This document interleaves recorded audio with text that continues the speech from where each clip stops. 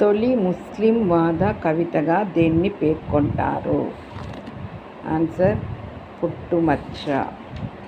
మిత్రార్థ శతక రచయిత దువ్వూరి రామిరెడ్డి. తిరుమాలిగ పదం ఏ భాషా పదం? తమిళం. తెలుగు భాషలో అధిక సంబంధమున్న ద్రావిడ భాష కన్నడం. క్రింది వాటిలో మరాఠీ పదాలు కానివి? కైవారం, దేవర. బత్తాయి అనేది ఏ భాషా పదం? డచ్చి. నెక్స్ట్, మాండలికం అనేది ఏ భాషా పదం?